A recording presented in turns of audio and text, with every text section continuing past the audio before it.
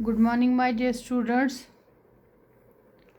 Myself Narinder Kaur from UPS Kralgund. Good morning to all of you, dear students.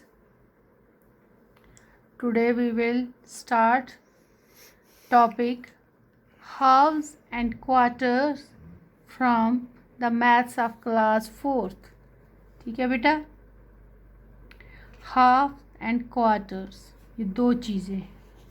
देखो पहले full है, इसको हम बोलेंगे फुल।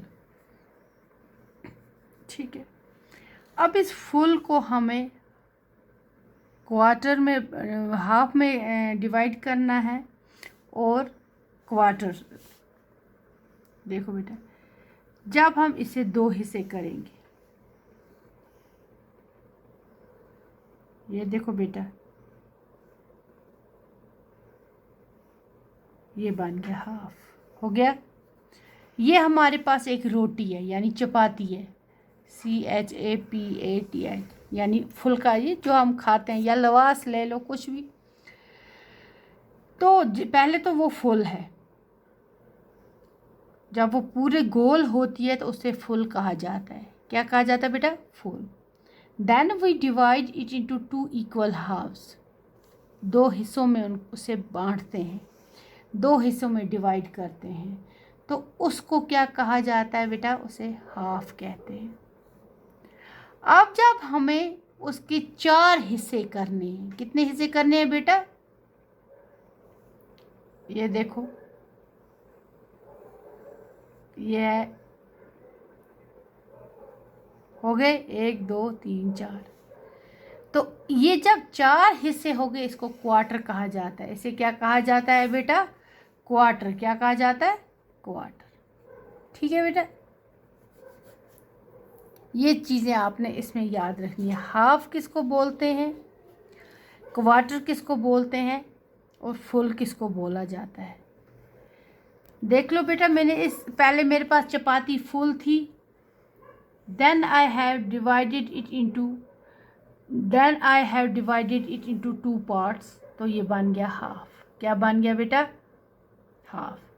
ठीक, बन गया हाफ। फिर इस हाफ को हमने 4 हिस्सों में डिवाइड किया, तो ये क्या बन गया बेटा? क्वार्टर। 1 2 3 4। ठीक है, इस पे हमारे क्वेश्चंस डिपेंड करते हैं।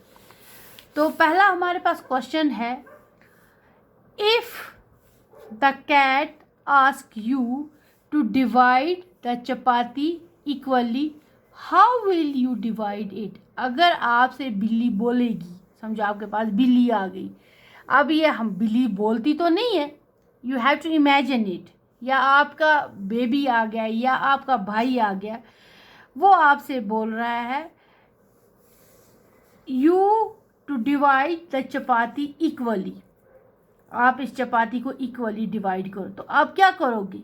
शाबाश, इक्वली डिवाइड करने के लिए हम चपाती को 2 हिस्से करेंगे। ये देखो बेटा, हाफ। इसको क्या करेंगे? हाफ। इक्वल, इसका सोल्यूशन क्या आएगा? हाफ।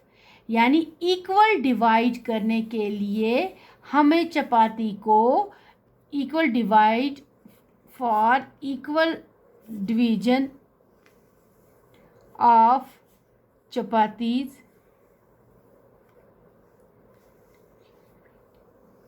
चपाती एक ही चपाती है ना, equal division of chapati, half half,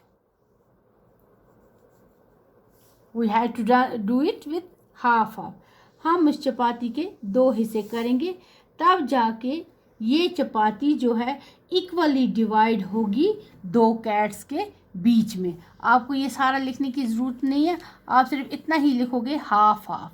ये क्योंकि हमें क्वेश्चन पूछता है, if the cat ask you to divide the chapati equally, how will you divide it, आप कैसे डिवाइड करोगे।